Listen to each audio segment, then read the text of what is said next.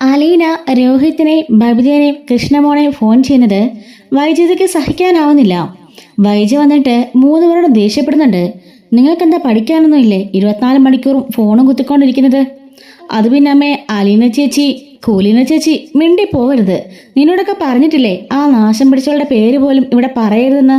പിന്നെ എന്ത് ധൈര്യത്തില നീയൊക്കെ അവളെ ഫോൺ ചെയ്യുന്നത്? എന്താ അമ്മ ഇങ്ങനെയൊക്കെ? കഴിഞ്ഞ 5-6 മാസമായിട്ട് ഞങ്ങളുടെ കൂടെ താമസിച്ച ഒരാളല്ലേ, അവരെ വിളിക്കുന്നതുകൊണ്ട് എന്താ തെറ്റ്? അത് മാത്രമല്ല ചേച്ചി ഞങ്ങൾക്ക് വേണ്ടി എന്തൊക്കെ ചെയ്തിരിക്കുന്നു. അതൊന്നും ഇനി നീ കൂടുതലൂടെ വിളമ്പണ്ട. അതൊന്നും കേൾക്കേണ്ട താല്പര്യം എനിക്കില്ല. ഇനി അവളെ വിളിക്കരുതെന്ന് പറഞ്ഞാൽ വിളിക്കരുത്. നിന്റെ അച്ഛനോ ആ പെണ്ണിനെ പുറകെ നടക്കുക. ഇനി മോനും കൂടെ പുറകെ നടന്ന് പേരുദോഷം വരുത്തി വെച്ചോ, ഉള്ളോ തന്നെ താങ്ങാനാവുന്നില്ല. അപ്പോഴാ അടുത്തത്. കൃഷ്ണ പറയുന്നുണ്ട്, അമ്മ കരുതുന്ന പോലൊന്നും അല്ല. അച്ഛൻ ചേച്ചിയോട് സ്വന്തം മോളെ പോലെയാണ് സ്നേഹം. ചേച്ചിക്ക് തിരിച്ചു അങ്ങനാ. എനിക്കറിയാം രണ്ടുപേരെയും എന്ന് പറയുമ്പോൾ നിനക്ക് എന്തറിയാം? നീയേ സ്കൂളിൽ പഠിക്കുന്ന കൊച്ചു കുട്ടിയാ.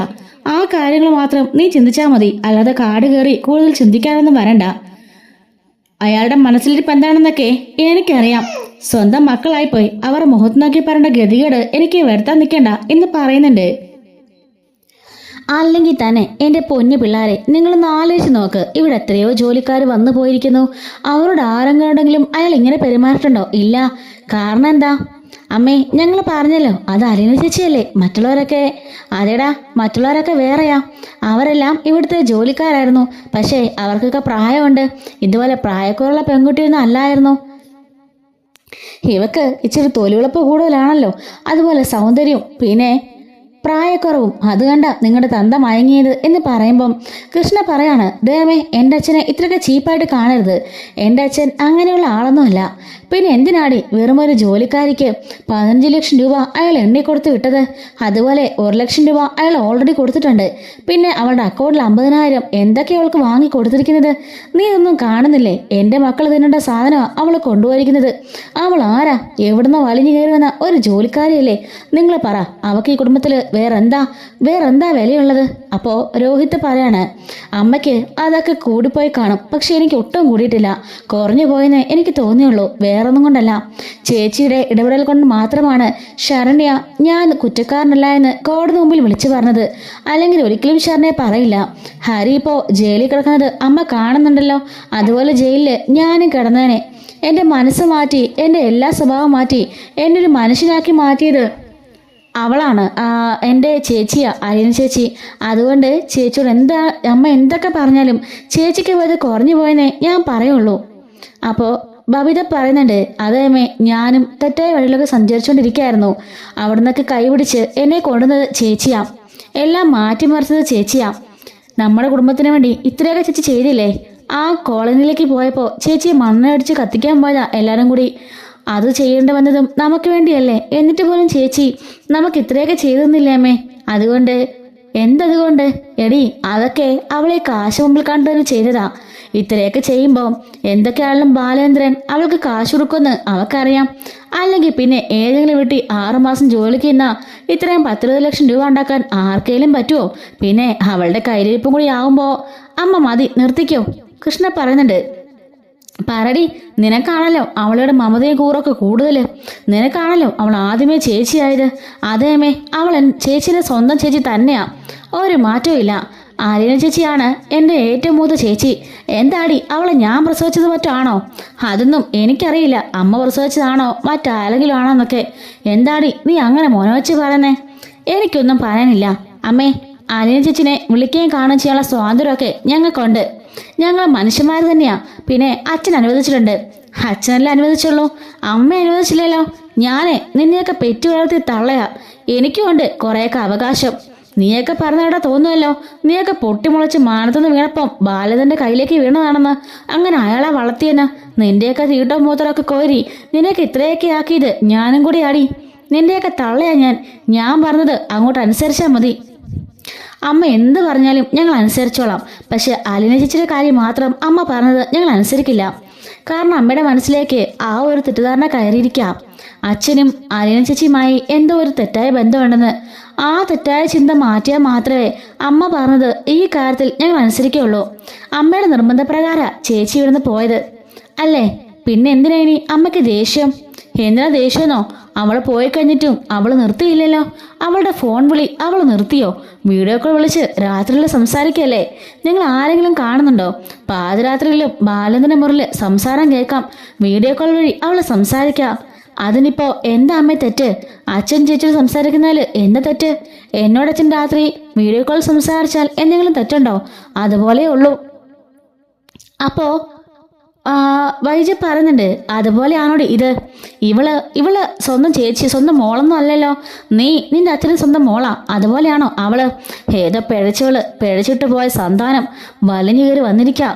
ആദ്യമുള്ള കൊല്ലപ്പള്ളിക്ക് ചെന്നു. അവിടെ കുടുംബത്തോടെ മുച്ചോടെ മുച്ച് നശിപ്പിച്ചിട്ടാ അവൾ ഇങ്ങോട്ടേക്ക് ചേക്കേറിയത്. അന്ന് തന്നെ എൻ്റെ ഈ കുടുംബം നശിച്ചു പോയില്ലേ? എൻ്റെ മോനെ പോലീസ് കൊണ്ടുപോയി, ഞാൻ ആക്സിഡൻ്റ് ആയി. എന്തിനു പറയുന്നു? അവൾ ഒരുപാട് സ്നേഹിക്കുന്ന ബാലേന്ദ്രൻ ഉണ്ടല്ലോ, അയാൾ പോലും വീണു പോയില്ലേ എന്ന് ചോദിക്കുകയാണ്.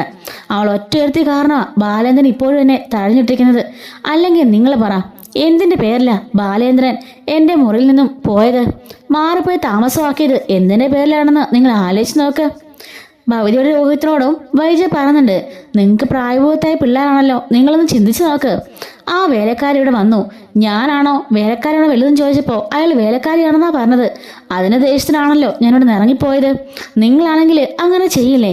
സ്വന്തം ഭർത്താവ് തന്നെക്കാളും കൂടുതൽ വീട്ടിലെ ജോലിക്കാരെ സ്നേഹിക്കുകയാണെന്ന് പറയുമ്പം ആർക്കാ സമ്മതിക്കാനാവാം? അയാളുടെ മകളാണെങ്കിൽ അയാളീ പറഞ്ഞതും ചെയ്തതും എല്ലാം ശരിയാണെന്ന് ഞാൻ 100 വട്ടം സമ്മതിച്ചു തരാം. നിങ്ങളൊന്ന് ആലോചിച്ച് നോക്ക്. പക്ഷേ അതയാളുടെ മകളല്ല, എവിടുന്നോ കയറി വന്നവളാണെന്ന് അയാൾക്ക് പോലും അറിയാം, നിങ്ങൾക്കും അറിയാം. പിന്നെ എന്നേക്കാളും സ്ഥാനം അവൾക്ക് കൊടുക്കേണ്ട കാര്യം എന്താ? 23 വർഷമായിട്ട് ഞാൻ ആ മനുഷ്യനോട് ജീവിക്കാം. ഇന്നേ വരെ എനിക്ക് നൽകാത്ത പ്രാധാന്യം അവൾക്ക് എന്തുകൊണ്ട് കൊടുത്തു? നിങ്ങൾ പ്രായപൂർത്തിയായ പിള്ളേരാണല്ലോ, നിങ്ങളൊന്ന് ആലോചിച്ച് നോക്ക്. എന്തിൻ്റെ പേരില അയാൾ ഇപ്പോഴും എൻ്റെ മുറിയിൽ നിന്ന് മാറിപ്പോയി താമസിക്കുന്നത്? അവളെ ഞാൻ സ്വീകരിക്കാത്തതുകൊണ്ടോ? ഞാൻ എങ്ങനെ സ്വീകരിക്കും? എൻ്റെ ഭർത്താവിൻ്റെ അവിഹിതമാണോന്ന് എനിക്ക് സംശയമുള്ളവർത്തിനെ ഞാൻ എങ്ങനെ സ്വീകരിക്കാനാ? നിങ്ങൾ തന്നെ പറ. അപ്പോൾ ഞാൻ ചെയ്തതിൽ എന്താ തെറ്റുള്ളത്? നിങ്ങൾ ആലോചിച്ച് നോക്ക് എന്ന് പറയുന്നുണ്ട്. അത് മാത്രമല്ല, അങ്ങനെ നേർമയായ ബന്ധമാണെങ്കിലേ നിന്റെ അച്ഛൻ എന്തുകൊണ്ടാ നിങ്ങളെ അവിടെ കൊണ്ടുപോകാത്തത്? ഇത്രയും നാളുകൊണ്ട് നിങ്ങൾ ചോദിച്ചുകൊണ്ടിരിക്കുകയല്ലേ? കൊളുത്തുപ്പുഴ എന്ന സ്ഥലമല്ലാതെ വേറെ എന്തെങ്കിലും അഡ്രസ്സ് നിങ്ങൾക്ക് അറിയോ? കൊണ്ടുപോയിരിക്കുന്നത് ആരുടെ വീട്ടിലേക്കാണെന്ന് അറിയോ? അത് അലീന പറഞ്ഞോ? ഇല്ല. നിങ്ങൾ അച്ഛൻ പറഞ്ഞോ? അതും ഇല്ല. എവിടെയാണെന്നോ എന്താണെന്നോ ഒന്നും ഇല്ല. അഡ്രസ്സ് തരത്തുമില്ല, നിങ്ങളെ കൊണ്ടുപോകത്തുമില്ല. അതിൻ്റെ കാരണം എന്താണെന്ന് നിങ്ങൾ ചിന്തിച്ചു നോക്ക് എന്ന് പറയാണ് വൈജ. അതും പറഞ്ഞ് വൈജ മുറിയിലേക്ക് പോയി കഥ കടയ്ക്കാണ്. ഈ സമയത്ത് ബബിത രോഹിത്തോട് പറയുന്നുണ്ട്, അമ്മ പറഞ്ഞതിലും ഒരു പോയിന്റിലെ രോഹിയേട്ടാ. അത് ശരിയാ. അമ്മയോട് ഇപ്പോഴും എന്തിനാ അച്ഛൻ ഇങ്ങനെ പെരുമാറുന്നത്? ഇപ്പോഴും അച്ഛന് അമ്മയോട് സ്നേഹത്തോടെ പെരുമാറിക്കൂടെ? അച്ഛൻ്റെ മകളാണ്, അതുകൊണ്ട് വൈരാഗ്യം കാണിച്ചപ്പോൾ അച്ഛൻ ദേഷ്യപ്പെട്ടതാണെന്നല്ലേ നമ്മളൊക്കെ കരുതിയത്. പക്ഷെ ഇപ്പം അച്ഛൻ്റെ ആരുമില്ല ചേച്ചിയെന്ന് മനസ്സിലായില്ലേ? പിന്നെ എന്തുകൊണ്ട് അമ്മയോട് ഈ അകൽച്ച കാണിക്കുന്നത്?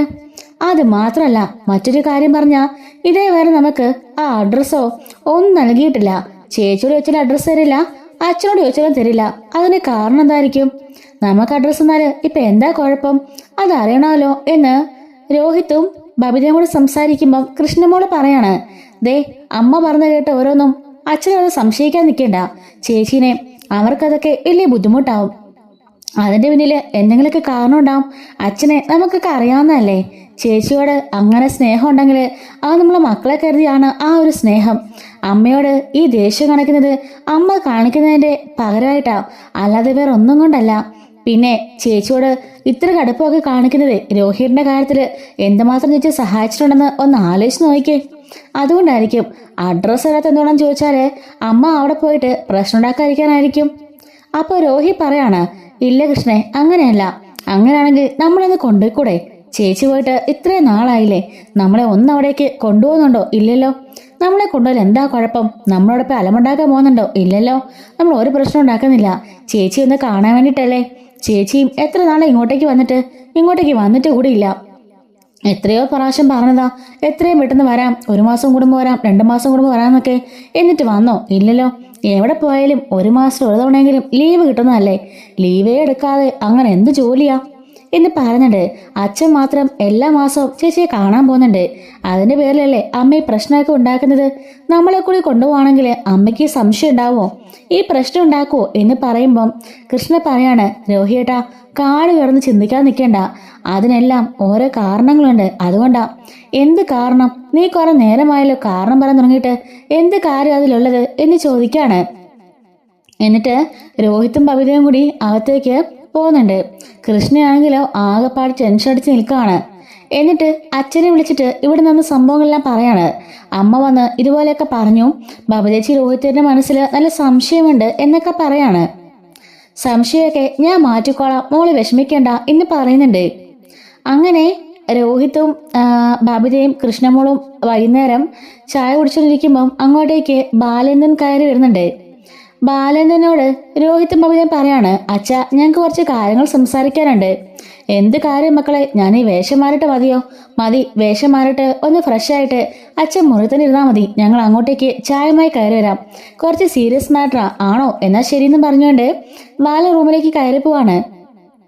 കൃഷ്ണമോളെ വിളിച്ച് കാര്യങ്ങളൊക്കെ പറഞ്ഞിരുന്നല്ലോ, അതുകൊണ്ട് തന്നെ സംഭവങ്ങളെല്ലാം ഇവർക്കറിയാം. അങ്ങനെ ബാലേന്ദ്രൻ മുറിയിൽ പോയി ഫ്രഷ് ആയിട്ട് തിരിച്ചിറങ്ങി വരുമ്പം ബബിത അച്ഛന് ചായയുമായിട്ട് മുറിലേക്ക് കയറുന്നുണ്ട്. രോഹിത്തും കൃഷ്ണമോളും പിന്നാലെ തന്നെ ഉണ്ട്. അങ്ങനെ അവർ ഡോറൊന്ന് കുറ്റിയിടുന്നുണ്ട്. വൈജ ഇതൊന്നും അറിയാൻ താഴത്തെ മുറിയിലുണ്ട്. ബാലൻ പറയാണ്, ആ പറഞ്ഞോ, എന്താ മൂന്നുപേർക്ക് സംസാരിക്കാനുള്ളത്? അച്ഛാ അമ്മ ഇങ്ങനെയൊക്കെയാ പറയുന്നത്. ആ ഒരു പോയിന്റിൽ ശ്രദ്ധിക്കുമ്പോൾ അത് ശരിയല്ലേ, അമ്മയുടെ അച്ഛൻ ഇപ്പോഴും എന്താ ഇത്രയ്ക്ക് വൈരാഗ്യം? അത് മാത്രല്ല, അലനെ ചേച്ചി എവിടെ ഉള്ളതെന്ന് ഞങ്ങളുടെ പറയുന്നുമില്ല, ഞങ്ങളെ കൊണ്ടുപോകുന്നുമില്ല. അതിന് കാരണം എന്താ? അഡ്രസ്സും തരുന്നില്ല. അതെന്താ അച്ഛാ അങ്ങനെ? ഞങ്ങളെ കൊണ്ടുപോയാൽ എന്താ കുഴപ്പം? അമ്മയുടെ ആ സംശയം തീരുമല്ലോ. അല്ലെങ്കിൽ തന്നെ 5-6 മാസമായില്ലേ ഞങ്ങൾ ചേച്ചിയെ കണ്ടിട്ട്. ചേച്ചി ഒന്ന് വരത്തു പോലുമില്ല. 1 മാസം ഒരു തവണയെങ്കിലും അവിടെ ലീവ് കൊടുക്കുന്നില്ലേ? പിന്നെ വന്നാലെന്താ കുഴപ്പം? അങ്ങനെ വന്നാലേ നിങ്ങളുടെ അമ്മ ഇവിടെ കയറ്റുമോ? അവളൊരു ടെക്ഷനെ വരപ്പിക്കില്ലേ? അവളിപ്പോൾ അവിടെ ഒരു രാജകുമാരി പോലെ ജീവിക്കുന്നത്. ഇവിടെ കൊണ്ടുവന്ന് എന്തിനാ അവളെ വെറുതെ വഴക്കേൽപ്പിക്കുന്നത്? അത് ശരി ആയിക്കോട്ടെ, ശരി, ഞങ്ങളെ അങ്ങോട്ട് കൊണ്ടുപോയില്ല എന്തോ കുഴപ്പം? അത് അവിടുത്തെ മുതലേക്ക് ഇഷ്ടമാണെന്ന് നമുക്ക് അറിയില്ലല്ലോ. അച്ഛാ അത് ചേച്ചിയുടെ അച്ഛനൊന്നും അല്ലല്ലോ ഇഷ്ടമാണല്ലോ നോക്കാനായിട്ട്. അവിടുത്തെ ഓണറല്ലേ, മുതലാളിയല്ലേ. മുതലാളി അന്വേഷിക്കേണ്ട കാര്യമുണ്ടോ തൊഴിലാളിയെ ആരൊക്കെ കാണാൻ വരുന്നതെന്നൊക്കെ? ഇത്രയും നാളിട്ട് അച്ഛൻ പോയല്ലോ, അച്ഛൻ്റെ മക്കളാ ഞങ്ങൾക്ക് പോലെന്താ കുഴപ്പം എന്ന് പറയുമ്പം ശരി, സമ്മതിച്ചു. നാളെ രാവിലെ 3 പേര് റെഡിയായിക്കോ, നമ്മളെ കൊളത്തുപുഴയ്ക്ക് പോവാ. നാളെ നിങ്ങളുടെ പരാതി അങ്ങ് തീർത്തേക്കാം എന്ന് പറയുന്നുണ്ട്. 3 പേരും സന്തോഷത്തിൽ തുള്ളിച്ചാടുന്നുണ്ട്. ആണോ അച്ഛാ എന്ന് ചോദിക്കാണ്. അതെ എന്നും പറഞ്ഞുകൊണ്ട് ബാലൻ പറയുന്നുണ്ട്. എന്നാൽ ശരി, ഇനി 3 പേരും പോയിക്കോ എന്ന് പറയുമ്പോൾ ബബിത രോഹിത്തും അവിടെ നിന്ന് പോവാണ്. അപ്പൊ കൃഷ്ണൻ ചോദിക്കാണ്, അച്ഛാ അവിടെ ചെല്ലുമ്പോൾ അത് ചേച്ചിയുടെ പപ്പയാണെന്ന് ഇവരറിയില്ലേ? ചേച്ചി അയാളുടെ മകളാണെന്ന് മനസ്സിലാക്കിയില്ലേ? അതോടുകൂടി എന്താവാനാ മോളെ? ഒന്നും ആവില്ല. അല്ലച്ചാ, സ്റ്റാൻലി ജോസഫ് എന്ന പേര് ഇവര് മനസ്സിലാക്കി അതോടെ ഒന്ന് പറഞ്ഞാൽ അത് അമ്മ കേട്ടാ അത് വലിയ വിഷയാവില്ലേ? നമുക്കത് എന്തെങ്കിലുമൊക്കെ പറഞ്ഞ് മാനേജ് ചെയ്യാം. ഞാൻ സ്റ്റാൻലി ജോസഫിനെയും അവിടെ ഉള്ളവരെയൊക്കെ ഒന്ന് വിളിക്കട്ടെ, ഇവരെ അറിയിക്കാതിരിക്കാൻ ഞാൻ പ്രത്യേകം പറയാം. ശരിയച്ചാ എന്നും പറഞ്ഞുകൊണ്ട് കൃഷ്ണമോൾ അവിടെ നിന്ന് പോകുന്നുണ്ട്. അങ്ങനെ ബാലൻ നാളെ അങ്ങോട്ടേക്ക് വരുന്ന കാര്യം സ്റ്റാലിനോട് പറയാണ്. സ്റ്റാലി പറയുന്നുണ്ട്, നീ ഓൾവേസ് വെൽക്കം, നിങ്ങൾ എപ്പോൾ വേണമെങ്കിലും വന്നോ, ഒരു കുഴപ്പമില്ല. സ്റ്റാൻലി അതല്ല പ്രശ്നം, എൻ്റെ മക്കളുടെ കാര്യം ഞാൻ പറഞ്ഞല്ലോ. വൈജി ഇതുപോലെ സംശയം പ്രകടിപ്പിച്ചുകൊണ്ടാണ് അവർ വരാൻ തീരുമാനിച്ചത്. അതുകൊണ്ടാണ് ഞാൻ അവരെ കൊണ്ടുവരാൻ തീരുമാനിച്ചത്. പക്ഷേ ഇപ്പോൾ അവിടെ വന്ന നിങ്ങളുടെ പേര് കേട്ട് അതെങ്ങാനും ആരോടെന്ന് പറഞ്ഞാൽ എല്ലാം അവസാനിച്ചു. നിങ്ങൾ പേടിക്കണ്ട, ഞാൻ എൻ്റെ സർവൻസിനോടും അലീനോടും എല്ലാം പറഞ്ഞു വച്ചേക്കാം. എന്നെ പപ്പാന്ന് വിളിക്കണ്ട, ഇവിടുത്തെ സാറിന് മാത്രം വിളിച്ചാൽ മതിയെന്ന് ഞാൻ പറയാം. എൻ്റെ പേര് ലാലിനോ മറ്റൊന്നോ ഞാൻ പറഞ്ഞോളാം എന്ന് പറയുന്നുണ്ട്. അങ്ങനെ 2 പേരും തീരുമാനിച്ചുറപ്പിച്ചാണ് പോണത്. പിറ്റേ ദിവസം രാവിലെ ആവുന്നുണ്ട്. 3 പേരും ഒരുങ്ങിക്കൊണ്ടിരിക്കുമ്പോൾ വൈദ്യ ചോദിക്കുന്നുണ്ട്, എങ്ങോട്ടാണ് യാത്ര എന്ന്. അപ്പൊ പറയുന്നുണ്ട്, ഞങ്ങള് ഇന്നലെ രാത്രി അമ്മയോട് പറഞ്ഞിരുന്നല്ലോ കൊളുത്തുപുഴയ്ക്ക് പോവാണെന്ന്. അപ്പോഴേ ഞാൻ പറഞ്ഞതല്ലേ ആ യാത്ര വേണ്ടെന്ന്. പിന്നെ എന്തിനാ ഇപ്പോൾ ഒരുങ്ങിക്കിട്ടുന്നത്? അച്ഛൻ ഞങ്ങളെ കൊണ്ടുപോകാന്ന് പറഞ്ഞു. അമ്മയല്ലേ പറഞ്ഞത് അച്ഛൻ ഞങ്ങളെ കൊണ്ടുപോകാത്തതിന് കാരണം അച്ഛനെന്തോ കള്ളത്തിലുള്ളത് കൊണ്ടാണെന്ന്. അതില്ലാന്ന് തെളിയിക്കാനാ അച്ഛനിപ്പം ഞങ്ങളെ കൊണ്ടുപോകണത്. അതിന് അമ്മയ്ക്ക് പ്രശ്നമാണോ? ഞാൻ പറഞ്ഞല്ലോ, ആലിനെ കാണാൻ വേണ്ടി ആരും ഇവിടുന്ന് പോണത് എനിക്കിഷ്ടമില്ല. എൻ്റെ പൊന്നമ്മേ, അമ്മ പലപ്പോഴും പലതാ പറഞ്ഞത്. എന്തായാലും ഞങ്ങൾ ചേച്ചിയെ കാണാൻ പോവാ. അമ്മയ്ക്ക് ഇഷ്ടപ്പെട്ടാലും ഇഷ്ടപ്പെട്ടില്ലെങ്കിലും. കുറേ നാളെ ഞങ്ങൾ ചേച്ചിയെ കണ്ടിട്ട് ഞങ്ങൾക്കാണെങ്കിലേ കാണാൻ കൊതിയാവുന്നു എന്നും പറഞ്ഞുകൊണ്ട് വൈജയനെ അവിടുന്ന് ഒഴിവാക്കിക്കൊണ്ട് ഇവർ മൂന്നുപേരും പുറത്തേക്ക് ഇറങ്ങാണ്. നിൽക്കാനല്ലേ പറഞ്ഞത്? നിങ്ങളുടെ തള്ളയാ, എൻ്റെ വാക്കിന് യാതൊരു വിലയില്ലേ? അമ്മേ, ഇന്നലെ തന്നെ അമ്മ പറഞ്ഞതല്ലേ അങ്ങോട്ടേക്ക് അച്ഛൻ ഞങ്ങളെ കൊണ്ടുപോകാത്തത് അച്ഛൻ്റെ കള്ളത്തരം കൊണ്ടാണെന്ന്. ഇപ്പം അല്ലെന്ന് മനസ്സിലായല്ലോ, അതുകൊണ്ടാണ് ഞങ്ങൾ അങ്ങോട്ടേക്ക് പോകുന്നത്. അവിടെ പോയി എന്തായാലും കാര്യങ്ങളൊക്കെ ഒന്ന് അറിഞ്ഞിട്ട് വരട്ടെ എന്ന് പറഞ്ഞുകൊണ്ട് രോഹിത് പുറത്തേക്ക് ഇറങ്ങാണ്. ബാലേന്ദ്രനും പിന്നാലെ തന്നെ ഇറങ്ങുന്നുണ്ട്. പൊക്കോ പൊക്കോ, എല്ലാണവും അവളെ മതിയല്ലോ, തിരിച്ചു വരുമ്പം ഇനി തള്ള ഇവിടെ കാണില്ല, അതോടുകൂടി എല്ലാത്തിനും സമാധാനമാവുമല്ലോ എന്നും പറഞ്ഞുകൊണ്ട് വൈജ അകത്തേക്ക് കയറി കഥവടയ്ക്കാണ്. ഈ സമയം കൃഷ്ണ പറയുന്നുണ്ട്, അതങ്ങനെയൊക്കെ പറഞ്ഞുകൊണ്ടിരിക്കും, നമുക്ക് പോകാം. യാത്ര മുടക്കാനായിട്ട് അമ്മ എന്ത് വേണമെങ്കിലും ചെയ്യും. അമ്മ തന്നെയല്ലേ ഇന്നലെ പറഞ്ഞത് നമ്മളെ കൊണ്ടുപോകാത്തത് അച്ഛൻ്റെ കള്ളത്തിനാണെന്ന്. ഇപ്പം അത് പൊളിഞ്ഞതിനുള്ള അമർഷ ആ കാണിക്കുന്നത്. അപ്പോൾ ബാലൻ കാർ എടുക്കാൻ പോകുമ്പം അച്ഛൻ റെസ്റ്റ് എടുത്തോ, ഞാൻ കാർ ഓടിച്ചോളാം എന്ന് രോഹിത് പറയുന്നുണ്ട്. ആ ആയിക്കോട്ടെ, കൊല്ലത്തേക്കും എറണാകുളത്തേക്ക് തന്നെ വണ്ടി ഓടിച്ച് പോയവനല്ലേ നീ, ഇപ്പം ഇതിൻ്റെ ഡ്രൈവിങ്ങിൽ നല്ല വിശ്വാസമുണ്ട് എന്ന് പറയുന്നുണ്ട്. അങ്ങനെ 4 പേരും കയറിയിട്ട് വണ്ടിയിൽ പോവാണ്. വൈജ ജനലിൽ കൂടി അത് നോക്കുന്നുണ്ട്. താൻ ഇത്രയൊക്കെ തടഞ്ഞിട്ടും പറഞ്ഞിട്ടും തന്നോട് ഒരു പട്ടിക്കൊരു വില പോലും തരാതെ അവര് വണ്ടി എടുത്തോണ്ട് പോയല്ലോ. അതിന് ദേഷ്യത്തിലാണ് വൈജ. എങ്ങനെയെങ്കിലും അവളെ തീർക്കണം എന്നതിന് മനസ്സിൽ കരുതുകയാണ്. ഇവർ 4 പേരും അങ്ങനെ ഭയങ്കര ജോളിയായിട്ട് പാട്ടൊക്കെ വെച്ച് അങ്ങോട്ട് പോകുന്നുണ്ട്. പക്ഷേ ബാലിൻ്റെ മനസ്സിൽ വല്ലാത്ത ടെൻഷനുണ്ട്. ഇവരെങ്ങാണ്ട് സത്യങ്ങൾ അറിയുമെന്ന് അയാൾക്ക് പേടിയാവുന്നുണ്ട്.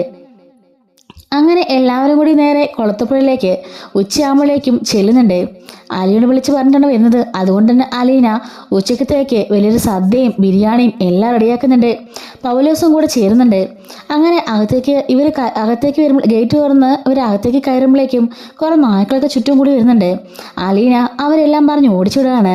ചേച്ചിയെ കണ്ടപാടെ ബബിതയും കൃഷ്ണമോളും ഓടിച്ചെന്ന് ചേച്ചിന്ന് പറഞ്ഞ് കെട്ടുപിടിക്കുകയാണ്. സ്റ്റാലിക്ക് ഇത് കണ്ടിട്ട് അവിടുന്ന് നല്ല സന്തോഷമാകുന്നുണ്ട്. രോഹിത് ആണെങ്കിലും ചേച്ചിന്ന് പറഞ്ഞുകൊണ്ട് അവളുടെ കയ്യിൽ പിടിക്കുകയാണ്. എങ്ങനെയുണ്ടാ, പരീക്ഷയൊക്കെ എളുപ്പമായിരുന്നോ? ആയിരുന്നു ചേച്ചി. കൃഷ്ണമോളെ, ബബിതേ കയറി വാ, അച്ഛാ കയറി വാച്ചാ എന്ന് പറയുന്നുണ്ട്. അങ്ങനെ 4 പേരെയും കൂട്ടിക്കണ്ട് അലീന അകത്തേക്ക് കയറി വരുന്നുണ്ട്. അപ്പോഴേക്ക് സ്റ്റാലി അവർ സ്വാഗതം ചെയ്യാൻ നിൽക്കുകയാണ്. ഹലോ മിസ്റ്റർ മേനോൻ, വെൽക്കം എന്ന് പറയുമ്പം ഹലോ മിസ്റ്റർ എന്ന് പറയാണ്. അപ്പോഴേക്കും രോഹിത്തും ബബിതയും കൃഷ്ണമോളും കൂടി അദ്ദേഹത്തോട് നമസ്കാരം പറയുന്നുണ്ട്. എല്ലാവരും കയറി വരൂ എന്ന് പറയാണ്. എല്ലാവരും കയറുന്ന ഹാളിലേക്ക് ഇരിക്കുമ്പോഴേക്കും പൗലോസ് അവർക്കുള്ള ജ്യൂസുമായി വരുന്നുണ്ട്. എല്ലാവർക്കും ജ്യൂസ് കൊടുക്കുകയാണ്. അതിനുശേഷം അകത്തേക്ക് കയറി വരാൻ സ്റ്റാൻലി പറയുന്നുണ്ട്. കുറച്ചു നേരം 4 പേരും കൂടി ഡൈനിങ് ടേബിളിന് ചുറ്റും സംസാരിച്ചുകൊണ്ടിരിക്കുകയാണ്. അപ്പോഴേക്കും ഫുഡെല്ലാം പൗലോസും ആരപ്പനും ബൈജുമൊക്കെ ചേർന്ന് സെർവ് ചെയ്യാണ്. ഇവരിത് കണ്ട് ഞെട്ടിപ്പോകുന്നുണ്ട്. ബിരിയാണിയും ഫിഷ് ഫ്രൈയും അതുപോലെ ബീഫ്, ചിക്കൻ, എഗ്ഗ് അങ്ങനെ എല്ലാ ഐറ്റവും, അതിൻ്റെ കൂടെ സദ്യ, പായസം, ആ ടേബിൾ നിറയെ സാധനങ്ങളാണ്. അതുകൊണ്ട് ഇവർ ഞെട്ടിയിരിക്കുകയാണ് കേട്ടോ. അലീനാണെങ്കിലോ അവർക്ക് സെർവ് ചെയ്ത് കൊടുക്കുന്നുണ്ട്, കഴിക്കുന്നു പറഞ്ഞുകൊണ്ട്. അപ്പോഴേക്കും സ്റ്റാൻലി സ്പൂണും ആ ഒരു കത്തിയൊക്കെ കാണുമ്പം ഇവർക്ക് വല്ലാണ്ട് വരുന്നുണ്ട്. സ്റ്റാൻലി പറയാണ്, നിങ്ങളെല്ലാം കഴിച്ചതിന് ശേഷമേ ഞാൻ ഇരിക്കുന്നുള്ളൂ, കാരണം നമുക്ക് 2 കൂട്ടർക്കും അത് വല്ലാത്ത ബുദ്ധിമുട്ടാവും. അപ്പോൾ അലീന പറയാണ്, അതെ സാറ് പറഞ്ഞത് ശരിയാ, സാറിൻ്റെ രീതിയല്ല നമ്മുടേത്, നമ്മുടെ രീതിയല്ല സാറിൻ്റേത്, ഇങ്ങനെ നമ്മളിന്ന് ഒരുമിച്ച് കഴിച്ചാൽ ശരിയാവില്ല എന്നും പറഞ്ഞുകൊണ്ട് അലീന ഇവരെ കൂടെ ഇരുന്ന് ആഹാരം കഴിക്കുകയാണ്. സ്റ്റാൻലി പിന്നത്തേക്ക് കഴിക്കാനായിട്ട് മാറിപ്പോയി ഇരിക്കുന്നുണ്ട്. അപ്പോൾ രോഹിത് ചോദിക്കുന്നുണ്ട്, അല്ലേച്ചി സാറിന് നമ്മൾ വന്നത് ബുദ്ധിമുട്ടെന്തെങ്കിലും?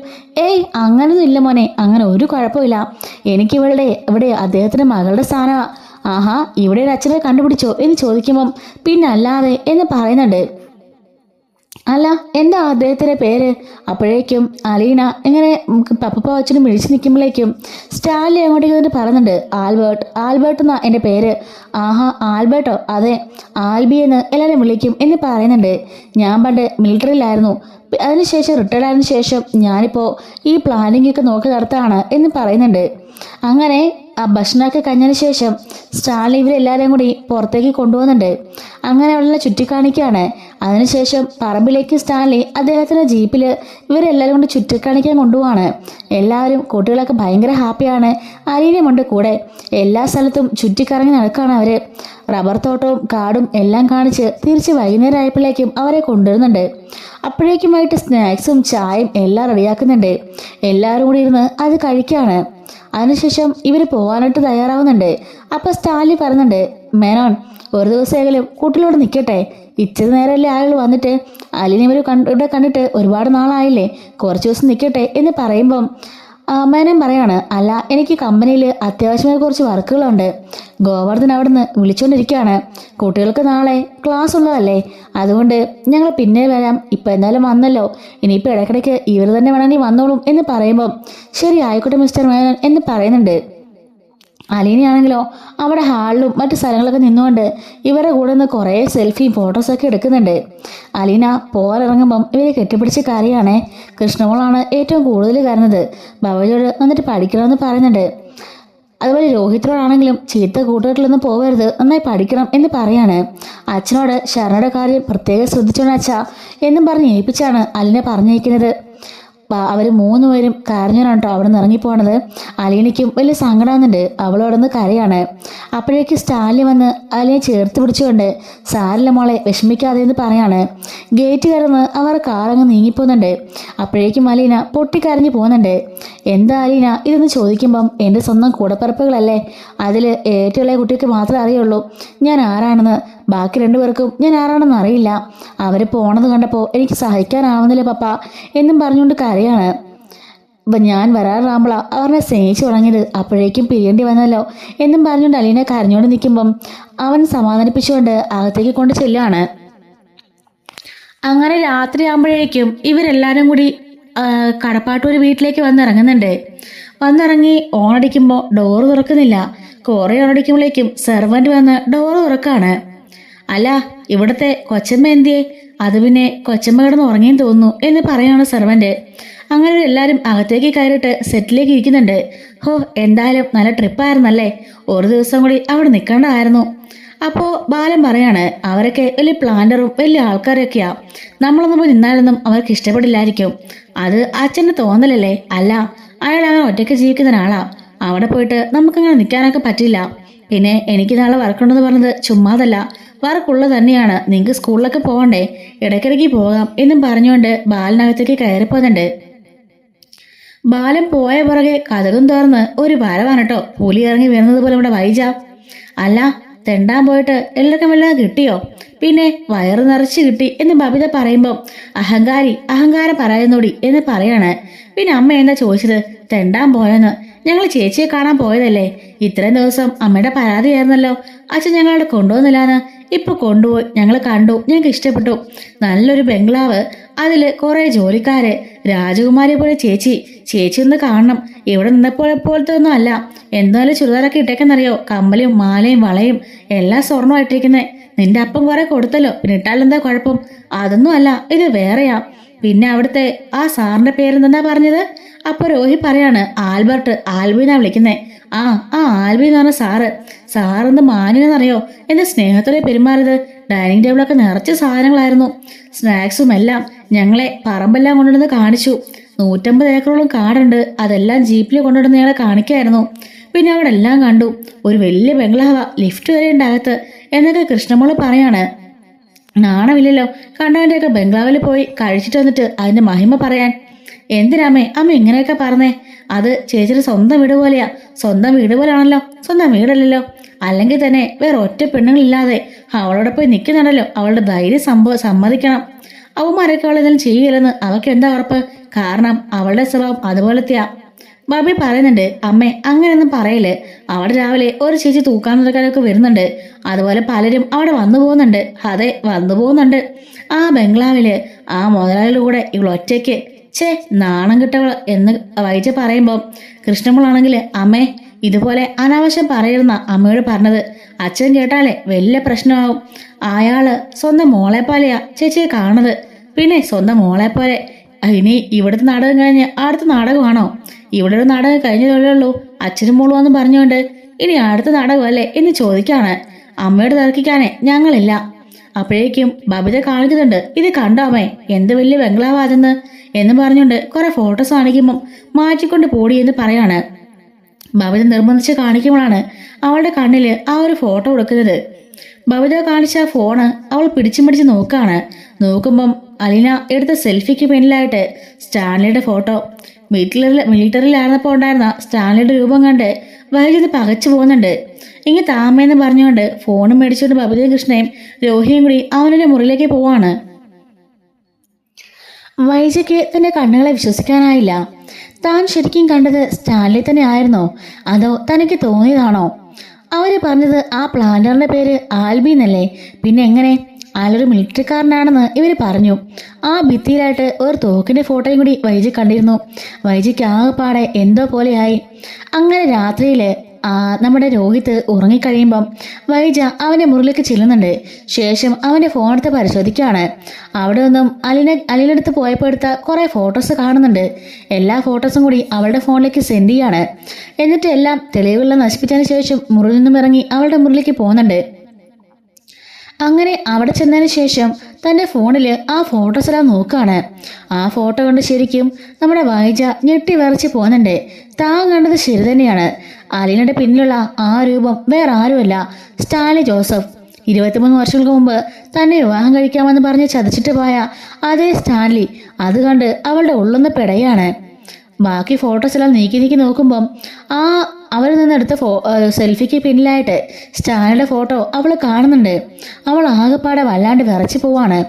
എന്ത് ചെയ്യണമെന്നൊക്കെ മനസ്സിലായില്ല. പെട്ടെന്ന് തന്നെ അവൾ ഗംഗേട്ടനെ വിളിക്കുന്നുണ്ട്. രാത്രി ആയതുകൊണ്ട് തന്നെ ഗംഗേട്ടൻ പേടിച്ചു പോവാണ്. എന്താ വൈജേ, നീ എന്താ രാത്രി വിളിച്ചത്? ഗംഗേട്ടാ, ഞാൻ ഒരു കാര്യം പറയാൻ വിളിച്ചതാ. എന്താ കാര്യം? അത് പിന്നെ ഇന്ന് അലീനയുടെ അടുത്തേക്ക് ഇവരെല്ലാം പോയിരുന്നു. ആ ഫോട്ടോസ് നോക്കിയപ്പോൾ അതിലൊരു ഫോട്ടോ എൻ്റെ കണ്ണിലുടക്കി. അപ്പോഴേക്കും ഗംഗാധരൻ ഒന്ന് പേടിക്കുന്നുണ്ട്. ഏത് ഫോട്ടോ? അല്ല, അലീനയും ഇവരൊക്കെ ഇതിനോട് സെൽഫി എടുത്തിരുന്നു. അതിന് പിന്നിലായിട്ട് ഭിത്തിയില് ആ സ്റ്റാൻലി ജോസഫിന്റെ ഫോട്ടോ. സ്റ്റാൻലിയോ? ഏത് സ്റ്റാൻലിന്ന് അറിയാത്ത ഭാവത്തില് ഗംഗാധരൻ ചോദിക്കുമ്പം ഗംഗേട്ടൻ മറന്നുപോയോ? 23 വർഷങ്ങൾക്ക് മുമ്പ് ആഗ്രയിലുണ്ടായിരുന്ന സ്റ്റാൻലി എന്ന് പറയുന്നുണ്ട്. നിനക്കെന്താ വൈജെ, വട്ടായോ? വേറെ ആരുടെ വീട്ടിലേക്കാ അവളെ കൊണ്ടുവരിക്കുന്നത്. അത് പിന്നെ ഞാൻ കണ്ടതാ, സ്റ്റാൻലി തന്നെയാ. നിനക്ക് തോന്നിയതാവും. ഫോട്ടോ ക്ലിയറായി കാണാമോ? അത് പിന്നെ ബ്ലറായിട്ടാ കാണുന്നത്. കണ്ടോ, ഞാൻ പറഞ്ഞില്ലേ, നിനക്ക് തോന്നിയതാ. അതേ രൂപമുള്ള വേറെ ആരെങ്കിലും ആയിരിക്കും. അത് പിന്നെ മിലിറ്ററി യൂണിഫോം ഒക്കെ ഇട്ട് ഒരു മിലിറ്ററിക്കാരനാ. എൻ്റെ വൈജെ, അയാളെ ഏർപ്പാടാക്കി കൊടുത്തു തന്നെ ഞാനാ. ഗംഗേട്ടനോ? അതെ, എൻ്റെ കൂടെ പണ്ട് ജോലി ചെയ്തിരുന്ന ആൽബർട്ട് എന്ന് പറഞ്ഞ ഒരാളാ അത്. അയാളാണ് ഇപ്പൊ അവിടെ പ്ലാന്ററായി താമസിക്കുന്നത്. ജോലിന്ന് വിരമിച്ചതിന് ശേഷം അയാൾ അവിടെ ഒരു കാടൊക്കെ എടുത്തിട്ട് അവിടെയൊക്കെ പ്ലാന്റേഷൻ ചെയ്ത് അയാളിപ്പോൾ അവിടെ ബംഗ്ലാവൊക്കെ ആയിട്ട് ജീവിക്കാം. ബാലൻ എന്നെ വിളിച്ച് ചോദിച്ചിരുന്നു അലിനെ ഏൽപ്പിക്കാൻ പറ്റിയ സ്ഥലം വല്ലതും ഉണ്ടോയെന്ന്. ജോലിക്കായിട്ട് സുരക്ഷിതമായിരിക്കണമെന്നും പറഞ്ഞു. ഞാൻ നോക്കിയപ്പോൾ അയാളെ മാത്രമേ കണ്ടുള്ളൂ. അതുകൊണ്ടാണ് അയാളുടെ സ്ഥലവും ഇടമൊക്കെ ഞാൻ പറഞ്ഞു കൊടുത്തത്. അങ്ങനെയാ ബാലൻ അവിടെ പോയി കണ്ടുപിടിച്ചതും അലീനയെ അങ്ങോട്ടേക്ക് ഏൽപ്പിച്ചതും. അല്ലാതെ അതിൽ വേറൊന്നും ഇല്ല എന്ന് പറയുമ്പം എൻ്റെ ജീവൻ അങ്ങ് പോയി ഗംഗേട്ടാ. ഞാൻ ആകെപ്പാടെ പേടിച്ചു പോയി. കണ്ടപ്പോൾ അയാളെപ്പോലെ തന്നെ തോന്നി. ആ പട്ടാളത്തിൻ്റെ യൂണിഫോം ഒക്കെ കണ്ടപ്പോൾ നിനക്ക് തോന്നിയതായിരിക്കും. അങ്ങനെ ആയാൽ മതിയായിരുന്നു. ഒരു നിമിഷം ഞാൻ അടിമുടിയിൽ വിറച്ചു പോയി എന്ന് പറയുന്നുണ്ട്. നീ പേടിക്കൊന്നും വേണ്ട. നീയേ ആ ഫോട്ടോസൊക്കെ ഇപ്പം എവിടെ നിന്നാണ് കിട്ടിയത്? അത് പിന്നെ ഞാൻ വന്നപ്പോൾ പിള്ളേർ കാണിച്ചിരുന്നു. രോഹിത്തിന്റെ ഫോണിൽ നിന്ന് ഞാൻ കണ്ടതാ, അങ്ങനെ എടുത്തതാ. അതൊക്കെ ഡിലീറ്റ് ചെയ്ത് കളഞ്ഞേക്ക്. എന്തിനാ വെറുതെ? അപ്പോൾ എൻ്റെ കിടക്കട്ടെ വാലേട്ടാ, ഗംഗേട്ടാ എന്ന് പറയുന്നുണ്ട്. ശരി ആയിക്കോട്ടെ. നീ ഇനി അതൊന്നും ചിന്തിക്കണ്ട. എൻ്റെ കൂടെ പഠിച്ച ആൽബർട്ട് തന്നെയാ അത്. അവൻ്റെ വീടാണ് കുളത്തപ്പുഴയില്. അങ്ങോട്ടേക്കാ ബാലേന്ദ്രനും പോയത്. ഗോവർദ്ധനും ബാലേന്ദ്രനും കൂടി അന്ന് പോയില്ലേ? അത് അതിനു വേണ്ടിയിട്ടാ. അവളെ അവിടെ കൊണ്ട് ഏൽപ്പിക്കുകയും ചെയ്തു. അവിടെ അലീന സുരക്ഷിതയാ. അവിടെ ഒരു കണക്ക് എഴുതുന്ന ആളൊക്കെ ആയിട്ടാ അവളെ ജോലിക്ക് നിയമിച്ചിരിക്കുന്നത് എന്ന് പറയുന്നുണ്ട്. അതെന്തെങ്കിലും ആയിട്ടെ, അവളെക്കുറിച്ച് ആര് ചോദിക്കുന്നു? എനിക്ക് ഇത് സ്റ്റാൻലിയാണെന്ന് മാത്രം അറിഞ്ഞാൽ മതിയായിരുന്നു. അതല്ലെന്നറിഞ്ഞല്ലോ, അതോടുകൂടി എനിക്ക് സന്തോഷമായി. ശരി, എന്നാൽ നീ ഫോൺ വെച്ചോ, ഞാൻ ആകെപ്പാടെ പേടിച്ചു എന്നും പറഞ്ഞുകൊണ്ട് ഫോൺ കട്ടാക്കാണ്. ഗംഗേട്ടൻ ആകെപ്പാടെ ടെൻഷൻ ആവുന്നുണ്ട് കേട്ടോ. അങ്ങനെ ഗംഗേട്ടൻ നേരെ അലിനെ വിളിക്കുന്നുണ്ട്. ഈ കാര്യങ്ങളെല്ലാം പറയുമ്പം അലിനെ പറയാണ്, അതേ അച്ഛ, അതേ അങ്കിളെ, ഞങ്ങളിവിടെ വെച്ച് ഫോട്ടോ എടുത്തിരുന്നു. അതിലറിയാതെ അച്ഛൻ്റെ ഫോട്ടോ വന്ന കാര്യം ഞങ്ങൾ അറിഞ്ഞില്ല. മോളെ സൂക്ഷിക്കണ്ട ഇതൊക്കെ. വൈജി അറിഞ്ഞുള്ള അവസ്ഥ എന്താണെന്ന് മോക്കറിയാലോ. സോറി അങ്കിളെ, ഞാൻ സൂക്ഷിച്ചോളാം എന്ന് പറയുന്നുണ്ട്. അങ്ങനെ നമ്മുടെ അലീനയാണെങ്കിൽ രോഹിത്തിനും അഭിനയം വിളിച്ചിട്ട് ബാക്കിയെടുത്ത ഫോട്ടോസൊക്കെ എനിക്കൊന്ന് അയച്ചു തരണം എന്ന് പറയാണ്. അതിലെവിടെയെങ്കിലും വേറെ ഫോട്ടോ ഉണ്ടെന്നൊക്കെ ചെക്ക് ചെയ്ത് നോക്കുമ്പം വേറൊന്നും ഇല്ലെന്ന് കണ്ട് സമാധാനിക്കാണ്. അതുപോലെ തന്നെ അലീനയാണെങ്കിലോ സ്റ്റാൻലിയോട് ഈ കാര്യം പറയുന്നുണ്ട്. വായിച്ചതുപോലെ കണ്ടെന്നും സംശയം തോന്നി വിളിച്ചെന്നൊക്കെ. അപ്പോൾ സ്റ്റാൻലി പറയാണ്, ഏത് ദൂരത്തിരുന്നാലും അവൾക്ക് എന്നെ കാണാന്നുള്ളത് എനിക്കറിയാം. പണ്ട് അങ്ങനെയായിരുന്നു ഞങ്ങൾ തമ്മിൽ. ഒരിക്കലും പിരിയുമെന്ന് കരുതിയില്ല. 2 ശരീരവും ഒരു മനസ്സുമായിരുന്നു. ഇങ്ങനെ ദൈവം ഞങ്ങളെ പിരിക്കുമെന്ന് ഞങ്ങൾ അറിഞ്ഞില്ലല്ലോ എന്നൊക്കെ പറഞ്ഞ് നമ്മുടെ സ്റ്റാൻലി ഫീൽ ചെയ്യുന്നുണ്ട്. പപ്പ അകന്നു പോത്തിട്ട് ഇപ്പോൾ ഒരു കാര്യമില്ല. അമ്മ ഇപ്പോൾ വേറെ ആളുടെ വൈഫാ, പപ്പ ഇപ്പോൾ വേറെ ആളുടെ ഹസ്ബൻഡും. എന്ത് ചെയ്യാനാ, വിധി, അല്ലാണ്ട് എന്ത് പറയാനാ എന്ന് അലീന പറയുമ്പം ഇത് വിധിയല്ല മോളെ, ചതിയാ. നിന്റെ അമ്മ വീട്ടുകാരും അച്ഛൻ വീട്ടുകാരും കൂടി ചതി. അതുകൊണ്ടാ ഇത്രയും കാലം എൻ്റെ മോള് അനാഥയായിട്ട് വളരേണ്ടി വന്നത്. വൈജിക്ക് ഇപ്പോഴും അറിയില്ലല്ലോ അവളുടെ കുഞ്ഞ് ജീവനോടെ ഉണ്ടെന്ന്. ഞാൻ ചതിച്ചതാണെന്നല്ലേ അവളെ കരുതിയിരിക്കുന്നത്. പാവം, അവളുടെ ജീവിതവും അങ്ങനെ ആയിപ്പോയി. ഞാനാണെങ്കിലോ ഇഷ്ടമില്ലാത്തൊരു വിവാഹമാണ് കഴിച്ചത്. എന്നിട്ട് ഞാൻ ഇഷ്ടപ്പെടാൻ ശ്രമിച്ചതാ, പക്ഷെ അതിനും പറ്റിയില്ല. അവസാനം എൻ്റെ ജീവിതവും ഇങ്ങനായി. എല്ലാത്തിനും കാരണക്കാരൻ ഈ കാരണവന്മാരാണ് എന്ന് പറയുന്നുണ്ട്. അങ്ങനെ രണ്ടുപേരും അതിനെപ്പറ്റി ഡിസ്കസ് ചെയ്തുകൊണ്ടിരിക്കുകയാണ്. താൻ കണ്ടത് സ്റ്റാൻലി അല്ലെങ്കിലും സ്റ്റാൻലിയെ കുറിച്ച് ഓർമ്മകൾ വൈദ്യുതി മനസ്സിലേക്ക് അലയടിച്ച് വരുന്നുണ്ട്. സ്റ്റാൻലി തന്റെ വയറിൽ തല വെച്ചുകൊണ്ട് കുഞ്ഞിന്റെ അനക്കം ശ്രദ്ധിക്കുന്നതും അതിനെക്കുറിച്ച് പറഞ്ഞതും രണ്ടുപേരും ജോളിയായിട്ടിരിക്കുന്നതും തന്നെ കൊണ്ടൊരു ജോലി പോലും ചെയ്യിക്കാതെ സ്റ്റാൻലി എല്ലാ ജോലിയും ചെയ്യുന്നതും അങ്ങനെ എല്ലാ കാര്യങ്ങളും അവൾ ഓർക്കാണ്. ഒരു മിന്നായം പോലെ തന്നെ മനസ്സിൽ ആ കുളിരുള്ള സ്വപ്നങ്ങളും ഓർമ്മകളെല്ലാം കടന്നു വരുന്നുണ്ട്. പെട്ടെന്നാണ് ബാലന്റെ മുഖം അവൾക്ക് ഓർമ്മ വന്നത്. അതുപോലെ തന്നെ സ്റ്റാൻലി ചതച്ചിട്ട് പോയതും ഓർക്കുമ്പോഴേക്കും അവൾക്ക് തലയ്ക്ക് ഭ്രാന്തി വിളിക്കുന്നുണ്ട് തോന്നുന്നുണ്ട്. പെട്ടെന്ന് തന്നെ ലൈറ്റ് ഓഫ് ആക്കിയിട്ട് അവൾ കിടന്ന് ഉറങ്ങാൻ ശ്രമിക്കുകയാണ്. ഇതുപോലെ വരാൻ പോകുന്ന സ്റ്റോറീസൊക്കെ നമ്മുടെ ചാനലിലൂടെ ഡെയിലി ഞാൻ അപ്ലോഡ് ചെയ്യുന്നുണ്ട് കേട്ടോ. മിസ്സാവാതിരിക്കാൻ ചാനലുകൾക്ക് സബ്സ്ക്രൈബ് ചെയ്ത് സപ്പോർട്ട് ചെയ്യണേ. ഹൈപ്പും ലൈക്കും ചെയ്യണേ. Thanks for watching.